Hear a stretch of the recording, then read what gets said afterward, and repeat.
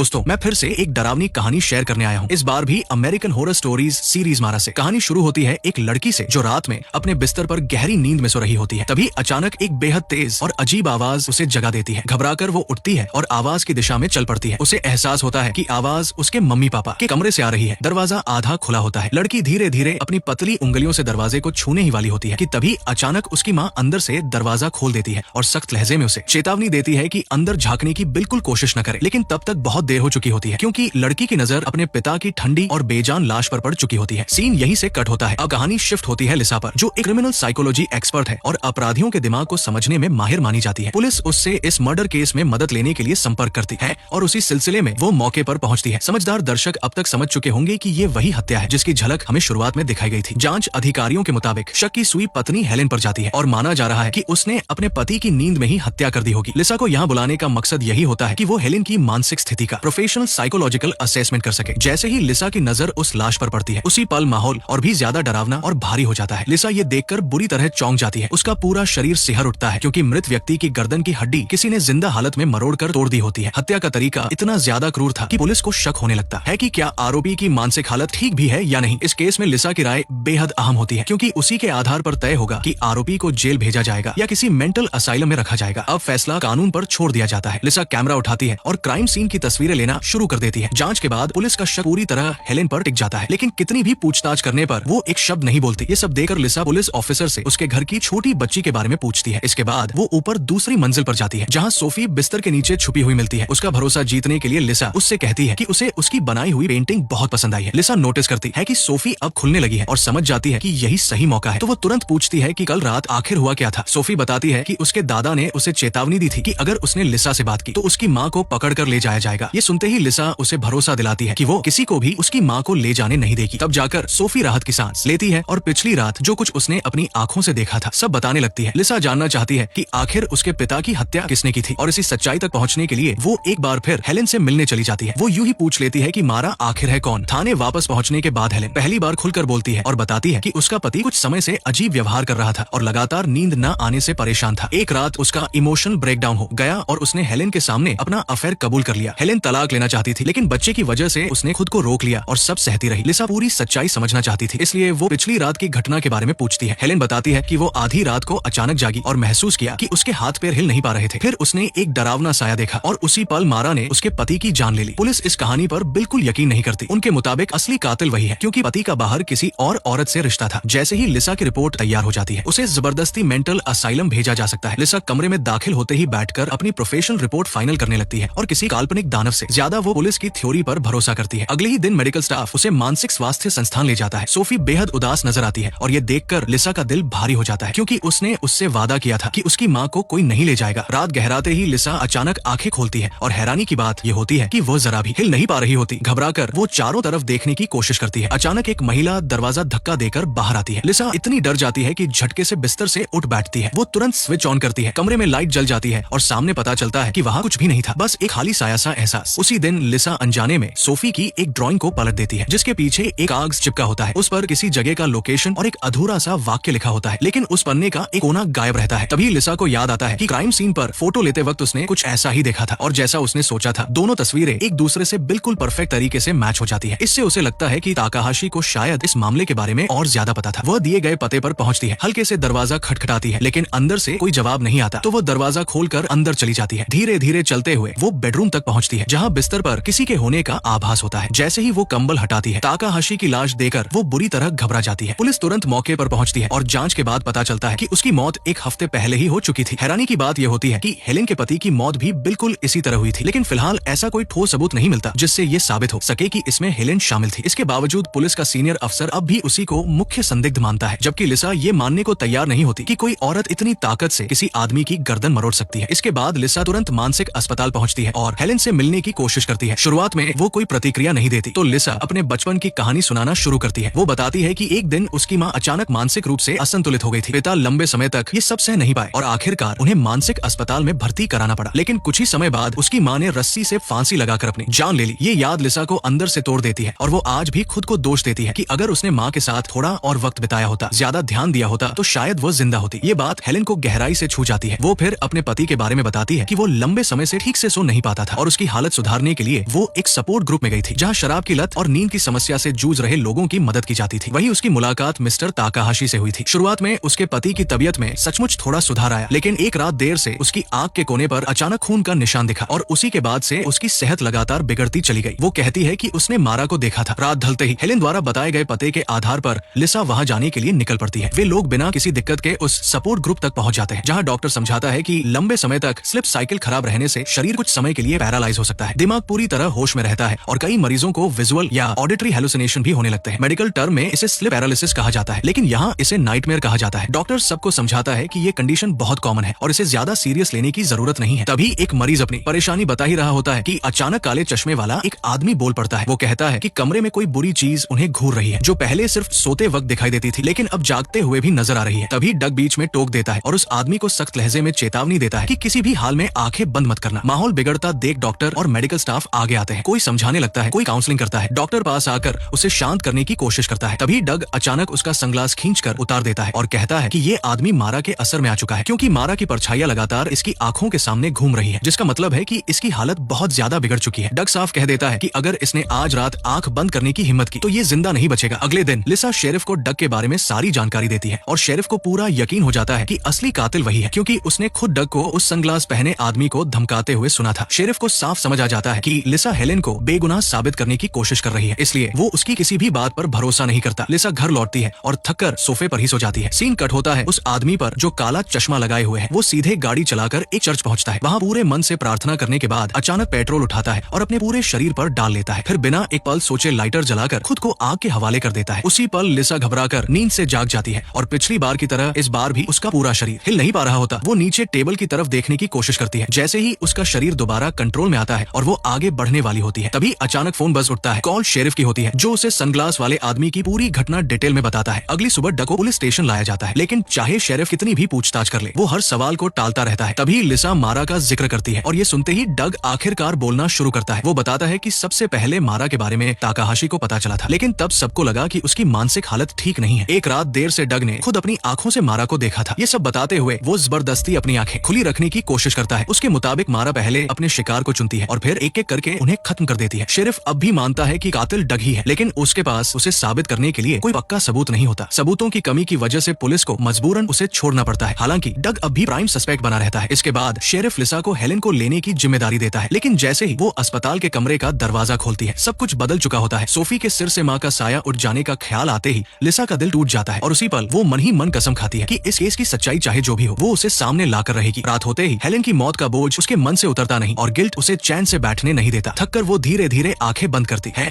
और नींद में चली जाती है। कुछ ही देर बाद वो झटके से जागती है और देखती है कि एक औरत धीरे धीरे उसकी तरफ बढ़ रही है। जैसे ही उसकी उंगलियां उसे छूने वाली होती है, उसी पल लिसा का शरीर फिर से उसके कंट्रोल में आ जाता है। वो तुरंत पर्दा हटाकर देखती है, लेकिन बाहर कुछ भी नहीं होता, सब खाली होता है और वो सोचती है कि शायद ये सिर्फ उसका वहम था। वो आईने में खुद को गौर से देखती है और नोटिस करती है कि उसकी आंख में भी एक छोटा सा लाल निशान दिखाई दे रहा है। क्या हो रहा है ये समझने के लिए वो चुपचाप शेरिफ के ऑफिस में घुसती है और वही डग के रहने का पता नोट कर लेती है। तभी अचानक एक पुराने सीसीटीवी फुटेज पर उसकी नजर पड़ती है, जिसमें हेलेन की मौत का पल रिकॉर्ड हुआ होता है। स्क्रीन पर साफ दिखता है कि वो गहरी नींद में थी, अचानक बेहोश होती है और बिना किसी इंसानी हाथ के उसकी गर्दन एक रहस्यमयी ताकत से टूट जाती है। लिसा उस वीडियो को बार बार देखती है और हर बार उसे एक काली परछाई हेलेन के करीब आती हुई नजर आती है। अपनी आंखों से वो सब देखकर लिसा को आखिरकार यकीन हो जाता है कि ये किसी इंसान का काम नहीं था। वो फौरन डग के घर पहुंचती है और इस वक्त लिसा मारा के दूसरे स्टेज में आ चुकी होती है। डग उसे बताता है कि मारा का असर 4 स्टेज में बढ़ता है। पहले स्टेज में इंसान के पूरे शरीर में कमजोरी आ जाती है, लेकिन वो उसे साफ साफ देख सकता है। दूसरे स्टेज में आंखों की पुतलियों में अजीब से निशान दिखाई देने लगते हैं। तीसरे स्टेज से दोनों के बीच फिजिकल कांटेक्ट शुरू हो जाता है और चौथे स्टेज में जैसे ही शिकार आंख खोलता है, वो सामने खड़ी होती है और जिस पल वह सो जाता है उसकी मौत तय हो जाती है, क्योंकि मारा सिर्फ गहरी नींद में ही हमला करती है। अपनी जान बचाने के लिए डग कहता है कि उसे यही सब करना पड़ा, इसलिए वो 20 मिनट की पावर नैप के लिए अलार्म लगाकर सोता है। ये सब सुनकर लिसा तंज भरे चेहरे के साथ इसे बकवास मानती है और कहती है कि ड्रीम डेमन जैसी कोई चीज नहीं होती। डग बस लगातार नींद न आने की वजह से वहम पाल रहा है। ये सुनते ही डग का गुस्सा भड़क उठता है और वो सख्त लहजे में चेतावनी देता है कि अगर उन्हें जिंदा रहना है तो मारा का अगला टारगेट ढूंढना होगा और उन दोनों के बीच कोई न कोई कनेक्शन जरूर है, वरना दोनों मारे जाएंगे। अचानक डग बेकाबू हो जाता है और लिसा तुरंत खुद को बचाते हुए पीछे हट जाती है। जाते जाते डग उसे बार बार याद दिलाता है कि हर हाल में जागते रहना, लेकिन लिसा उसकी बात को अनसुना कर देती है। घर पहुंचते ही वो बिना सोचे समझे बिस्तर पर गिरते ही सो जाती है और जैसा अंदेशा था वही होने वाला होता है। लिसा फिर एक बार आधी रात को आंखें खोलती है और पहले की तरह इस बार भी उसका पूरा शरीर जकड़ा हुआ होता है। दिमाग पूरी तरह होश में रहता है। जाता है। वो अभी संभल भी नहीं पाती कि कमरे में अचानक मारा की परछाई उभर आती है और उसके बाद जो होता है वो रोंगटे खड़े कर देने वाला होता है। ठीक आखिरी पल पर लिसा झटके से अपनी आंखें पूरी तरह खोल लेती है और उसे एहसास हो जाता है कि यही वही फाइनल स्टेज है जिसके बारे में डग ने बताया था। अगली सुबह डग का फोन आता है। वो घबराई हुई आवाज में बताता है कि पिछली रात वो बहुत गहरी नींद में चला गया था और अब उसकी हालत बिगड़कर सीधे चौथे स्टेज तक पहुंच चुकी है। वो लिसा से गिड़गिड़ाकर तुरंत आने को कहता है। खुद को सोने से रोकने के लिए डग घबराहट में कैंची उठा लेता है और उसे अपनी आंखों की तरफ ले जाता है, लेकिन वक्त रहते लिसा पहुंच जाती है और उसे फौरन अस्पताल भिजवाया जाता है। डॉक्टर उसे एक ऐसे कमरे में भर्ती करते हैं जहां हर तरफ कैमरे लगे होते हैं और उसे सेडेटिव देकर सुलाया जाता है ताकि उसका शरीर थोड़ा आराम कर सके। रात गहराने पर डग लिसा को अपनी पुरानी जिंदगी के बारे में बताता है। वो बताता है कि सेना में तैनाती के दौरान उससे एक भयानक गलती हो गई थी जिसकी वजह से एक कम उम्र लड़की की जान चली गई और यही बोझ सालों से उसके जहन से नहीं उतरा। लिसा के शांत और नरम शब्द उसे धीरे धीरे सुला देते हैं और लगातार भागदौड़ और तनाव की वजह से लिसा खुद भी पूरी तरह थक चुकी होती है। वो थककर लिविंग रूम के सोफे पर ही सो जाती है। काफी देर तक मारा का कोई अतापता नहीं चलता तो मेडिकल स्टाफ धीरे धीरे अलर्ट मोड से बाहर आ जाता है। तभी लिसा अचानक आंखें खोलती है और देखती है कि मारा चुपचाप डग के बिस्तर में घुस चुकी है। डॉक्टर जब तक दौड़कर पहुंचते हैं तब तक डग की सांसें थम चुकी होती है, लेकिन मारा अब भी वहीं मौजूद रहती है। वो पलटकर अचानक लिसा का गला दबा लेती है, लेकिन ठीक उसी वक्त डॉक्टर लिसा को जगा देते हैं और वो किसी तरह मौत के मुंह से बच निकलती है। पुलिस तुरंत मौके पर पहुंचती है। सीसीटीवी फुटेज में जो कुछ रिकॉर्ड होता है उसे देखकर अनुभवी डॉक्टर भी कोई लॉजिकल एक्सप्लेनेशन नहीं दे पाते। इसी बीच शेरिफ को खबर मिलती है कि सोफी को अस्पताल में भर्ती कराया गया है। ये सुनते ही लिसा बिना देर किए क्लिनिक पहुंचती है। सोफी की आंखें पूरी तरह लाल होती है और लिसा समझ जाती है कि मारा अब उसे भी अपना शिकार बना चुकी है और उसकी हालत चौथे स्टेज तक पहुंच गई है। सोफी के दादा को लिसा सख्त हिदायत देती है कि किसी भी कीमत पर उसे सोने न दे, लेकिन जो बात उसके लिए चिंता और केयर थी वही दादा को पागलपन लगती है। अस्पताल से निकलते ही लिसा सीधे डग के घर जाती है, ये देखने के लिए कि कहीं मारा से जुड़ा कोई और सुराग मिल सके। गहराई से एनालिसिस करने के बाद उसे आखिरकार सभी पीड़ितों के बीच एक कॉमन कनेक्शन समझ में जाता है। इन सबको मारा ने इसलिए चुना क्योंकि ये सभी लोग अंदर ही अंदर किसी न किसी गिल्ट के साथ जी रहे थे। हेलेन अपने पति की मौत के लिए खुद को जिम्मेदार मानती थी। हेलेन को लिसा ने ही मानसिक अस्पताल भिजवाया था। सोफी ने अपने दोनों माता पिता खो दिए। सनग्लास पहनने वाले उस आदमी की वजह से उसकी माँ की मौत हुई। हेलेन को उसके पार्टनर की बेवफाई ने तोड़ दिया और डग से एक बड़ी गलती में उस लड़की की जान चली गई। ताकाहाशी की फोटो को घूरते हुए लिसा ठिठक जाती है क्योंकि उसने इस आदमी को कभी देखा ही नहीं था। कुछ समझ न आने पर वो तुरंत शेरिफ को कॉल करती है। तब पता चलता है कि ताकाहाशी कभी जापान के एक प्राइमरी स्कूल में खाना बनाता था। पैसों की बचत के चक्कर में उसने गंदी मछली खरीद ली थी जिसकी वजह से 38 बच्चों की मौत हो गई थी। हादसे के बाद वो डर के मारे इस अनजान शहर में भाग आया था। ये सुनते ही लिसा को सब साफ समझ आ जाता है कि ताकाहाशी अंदर ही अंदर जबरदस्त गिल्ट में जी रहा था और यही गिल्ट मारा को खींच लाया। मारा सपोर्ट ग्रुप के जरिए उन लोगों को पहचानती है जिनके दिल में अपराध बोध होता है। लिसा जब शेरिफ को ये सब समझा रही होती है तभी शेरिफ सोफी का नाम लेता है और उसी पल लिसा को एहसास होता है कि वो अपना वादा निभा नहीं पाई। सोफी इस बात के लिए खुद को दोषी मान रही थी कि उसकी माँ को पकड़ कर ले जाया गया और उसे बचाने का सिर्फ एक ही रास्ता था, उसके दिल से ये गिल्ट निकालना। हालात की गंभीरता समझते ही लिसा बिना एक सेकंड गवाए गाड़ी स्टार्ट करती है और सीधा अस्पताल की ओर निकल पड़ती है। वो अभी कुछ ही कदम आगे बढ़ी होती है कि वक्त जैसे हाथ से फिसल जाता है और पल भर में निकल जाता है। मजबूर होकर लिसा मेडिकल सेंटर जाने वाली एक बोट पर सवार होती है। शायद लगातार काम और तनाव की वजह से उसे झपकी लग जाती है। जब वो आंखें खोलती है तो उसकी आंखें पूरी तरह लाल हो चुकी होती है और वो समझ जाती है कि अब वो खुद चौथे स्टेज में पहुंच चुकी है। तभी बाहर से कुछ अजीब सी आवाज आती है जैसे कोई बड़ा खतरा आने वाला हो। लिसा घबराकर तुरंत बोट से उतरती है और जान बचाकर भागती है। किसी तरह वो अस्पताल पहुंचती है, लेकिन जैसे ही मुड़ती है देखती है कि मारा न जाने कब उसके पीछे खड़ी हो चुकी है। डर को एक तरफ रखकर वो तेजी से सोफी के कमरे में दौड़ती है और उसे जगाने की कोशिश करती है। अचानक कमरे की सारी लाइट्स बंद हो जाती है और सोफी का शरीर पूरी तरह अकड़ जाता है। सोफी की नजर मारा पर टिक जाती है और वो धीरे धीरे उसकी तरफ बढ़ने लगती है। लिसा बदहवास होकर सोफी को पुकारती रहती है, लगभग चीखते हुए। ठीक उसी पल जब मारा अपना काम पूरा करने ही वाली होती है वो अचानक गायब हो जाती है। सोफी को आखिरकार सब समझ आ जाता है। वो लिसा से नफरत करना छोड़ देती है और उसके दिल का बोझ उतर जाता है। ये पक्का हो जाने के बाद कि सोफी सुरक्षित है, लिसा थककर वहीं सो जाती है। सुबह एक पुलिस ऑफिसर उसे जगाता है। लिसा मुस्कुराते हुए सोफी को हाथ हिलाकर गुड मॉर्निंग कहती है, लेकिन जैसे ही सोफी मुड़ती है उसकी आंखों के सामने अंधेरा छा जाता है और वो बहुत धीमी आवाज में कुछ कहती है, मैंने तुम्हें माफ कर दिया। लेकिन माँ ये बात नहीं समझ पाई। इतना कहते ही हेलेन दरवाजा खोलकर कमरे में दाखिल होती है। लिसा पलट कर देखती है तो सामने पुलिस ऑफिसर खड़े होते हैं जो उंगली से उसी लिसा की तरफ इशारा कर रहे होते हैं जो गहरी नींद में सो रही होती है। लिसा के दिल में हेलेन को लेकर अब भी गहरा अफसोस भरा रहता है। तभी वो झटके से आंखें खोलती है और सब कुछ बिल्कुल सामान्य लगता है, लेकिन उसी पल मारा धीरे धीरे उसकी तरफ बढ़ने लगती है। कहानी के अंत में अगर एक बार संक्षेप में देखें तो एक साइकोलॉजी एक्सपर्ट अपराध सुलझाने में मदद करती है। केस लगातार उलझता जाता है, मारा से जुड़ी अफवाहें बेचैनी पैदा करती है और जो डरावना सच सामने आता है वो वाकई रोंगटे खड़े कर देने वाला होता है।